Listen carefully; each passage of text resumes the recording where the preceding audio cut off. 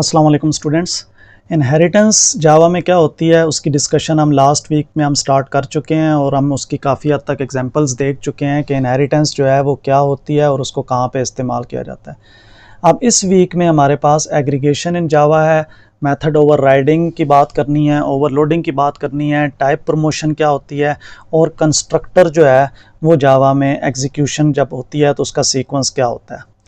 हम यहाँ पे आपको मैं एक प्रॉब्लम जो है वो बताना चाह रहा हूँ और उस प्रॉब्लम को समझते हुए फिर हम देखना चाह रहे हैं कि हमें एक्चुअल में इस चीज़ की ज़रूरत क्यों पड़ती है कि हम एग्रीगेशन कर रहे हैं। देखिए, हमने स्टार्ट जब किया था तो हमने कैलकुलेटर बनाया था और उसमें हमने उन इनपुट ली थी फ्रॉम यूज़र और फिर हमने ऑपरेशन जो है वो यूज़र से पूछा था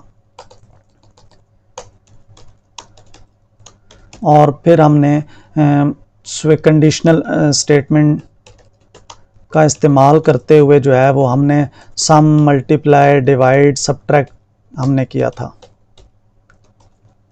और हमने एक ही क्लास के अंदर रहते हुए ये तमाम ऑब्जेक्टिव हमने अचीव कर लिया था। और फिर उसके बाद मैंने आपको ये कहा था कि जी नहीं, आप ये जो सम, मल्टीप्लाई, डिवाइड है इसको यहाँ करने के बजाय हम एक अलग क्लास बना रहे हैं ऑपरेशन की और इस ऑपरेशन क्लास के अंदर हम ये फंक्शन डिफ़ाइन कर रहे हैं। लाइक सम का फंक्शन हो सकता है और ये हमने सम का फंक्शन डिफ़ाइन किया था, फिर हमने सब्ट्रैक्ट का फंक्शन बनाया था।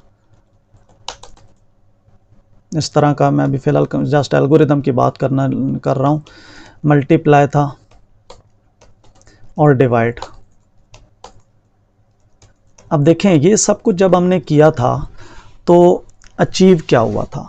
हमारे पास जब ये सब काम एक क्लास के अंदर हो रहे थे तो हम उसे एक अलग क्लास के अंदर क्यों लेकर गए और हमें क्या हासिल हुआ।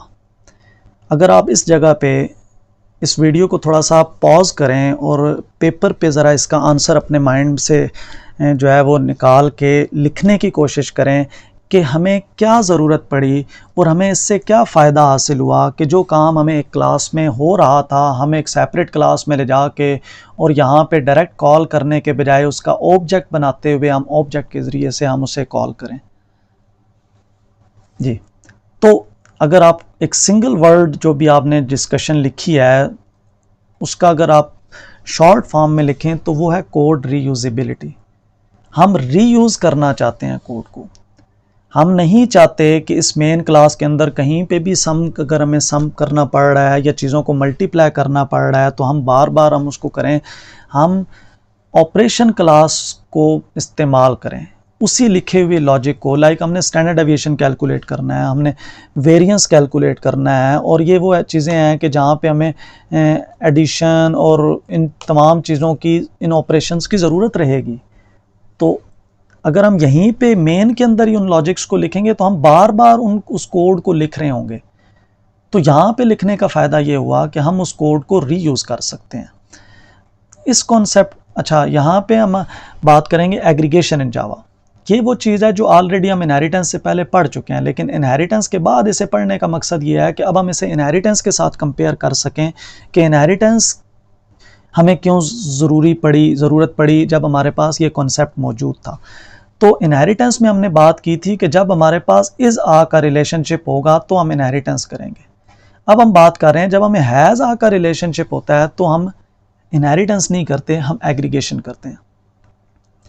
इज़ आ की तो बात हमने उस वक्त की थी जब हमारे पास शेप्स थी, ट्रायंगल था, सर्कल था, रेक्टेंगल थी। तो triangle is a shape, rectangle is a shape, तो वहाँ पे इज़ आ का रिलेशनशिप था। पेरेंट को हमने शेप क्लास को पेरेंट बनाया और फिर हमने चाइल्ड बना दी। लेकिन यहाँ पर देखें कि एम्प्लॉय की एक क्लास है और उसके पास आईडी है, नेम है, ईमेल एड्रेस है। वहाँ पे एक और चीज़ है एड्रेस, और एड्रेस जो है वो मल्टीपल एट्रीब्यूट्स का कम्बिनेशन होता है। तो बजाय इसके कि हम एड्रेस को भी इन्हीं वेरिएबल्स की तरह अलग अलग डील करें, एक अलग क्लास बना लेते हैं और जो एड्रेस से रिलेटेड तमाम एट्रीब्यूट्स को हैंडल करेगा और फिर उस क्लास का हम ऑब्जेक्ट जो है वो हम यहाँ पे बना लेते हैं।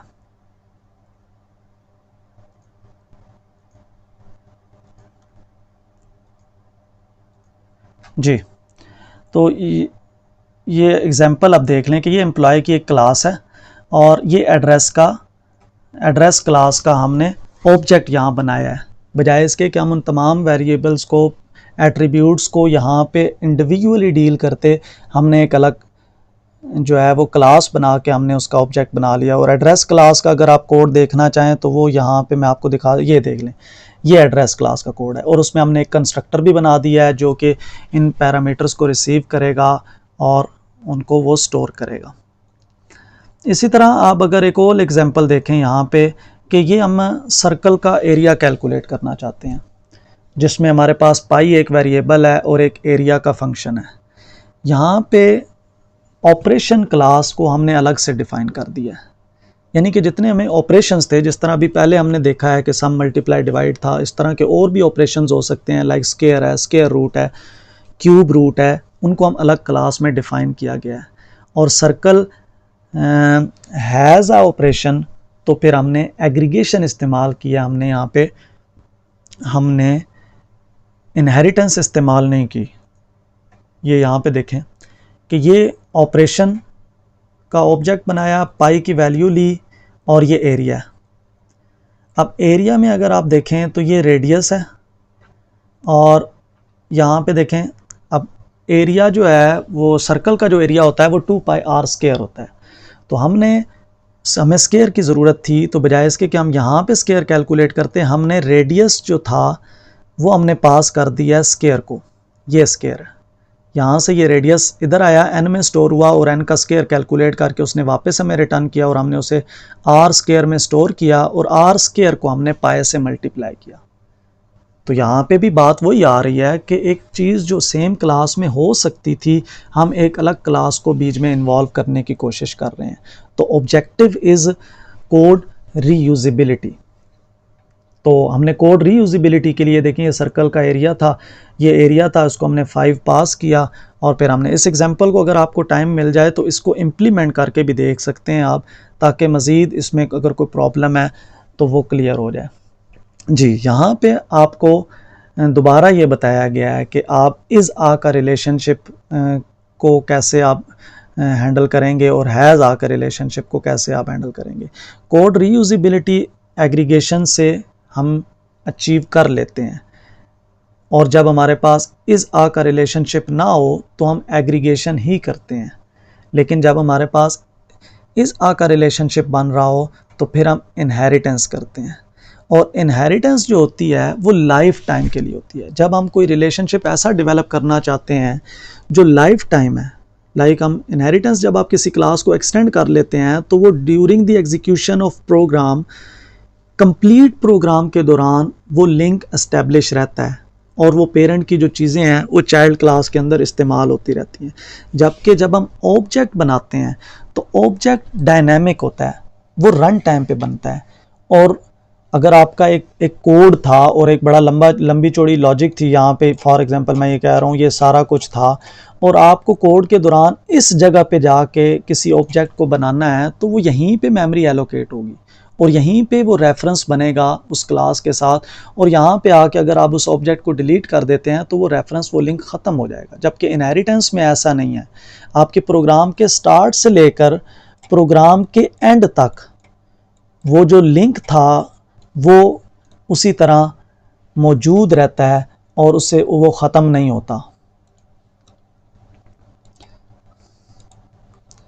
तो यहाँ पे अब वो उस एम्प्लॉय की जो क्लास थी उसको कंप्लीट, अब उसको एग्जीक्यूट करने की कोशिश की गई है कि ये लाइक आईडी है, नेम है, एड्रेस क्लास का ऑब्जेक्ट लिया है। अब एम्प्लॉय क्लास को हम पैरामीटर में, एम्प्लॉय क्लास रिसीव क्या कर रही है, आईडी, नेम और एड्रेस क्लास का ऑब्जेक्ट। एड्रेस यानी कि जब मेन फंक्शन होगा, यहाँ से अगर आप देखें, मैं मेन नेक्स्ट स्लाइड में लेकर आता हूँ को, ये देखें मेन क्लास में जब आप उसको पास कर रहे हैं तो पहले हमने एड्रेस क्लास को उसके पैरामीटर पास किए हैं, स्ट्रीट नंबर है, हाउस नंबर है, वो सब कुछ कंस्ट्रक्टर कॉल किया है, और जाहिर है उसने उनके जो मेंबर वेरिएबल्स थे उन तक वैल्यूज़ पहुंचा दी होगी। इसी तरह फिर हमने सेकंड एम्प्लॉय के लिए एड्रेस स्टोर किया, और जब हमने एम्प्लॉय का डाटा स्टोर किया तो हमने उसे आईडी पास की, फिर हमने एम्प्लॉय का नाम पास किया, और फिर हमने एम्प्लॉय का एड्रेस हमने उसे पास कर दिया है कि जी एड्रेस 1 है या एड्रेस 2 है, ये वो ऑब्जेक्ट है जो ये यहाँ पे हम ले चुके हैं और ये एड्रेस 1 हमने ऑब्जेक्ट से पास किया। तो इस तरीके से हमने एग्रीगेशन का कॉन्सेप्ट इस्तेमाल किया। इन शॉर्ट मैं आपको दोबारा रिपीट कर देता हूँ इन 10 मिनट में जो हमने चीज़ें डिस्कस की हैं। एग्रीगेशन और इनहेरिटेंस दोनों का आपस में हमने मवाजना किया है। जब हैज़ आ का रिलेशनशिप होगा तो हम एग्रीगेशन करेंगे, और जब इज़ आ का जब रिलेशनशिप होगा तो हम इनहेरिटेंस करेंगे। जिस तरह हमने एग्जांपल देखी थी कि like cat is a animal, dog is a animal, तो इस डॉग और कैट के जो कॉमन एट्रीब्यूट्स हैं उसको हम एनिमल की क्लास में डिफाइन कर देंगे और इनहेरिटेंस करेंगे। जबकि जब अभी हमने एम्प्लॉय वाली जो एग्जांपल देखी है इसमें हमने एग्रीगेशन इस्तेमाल की है।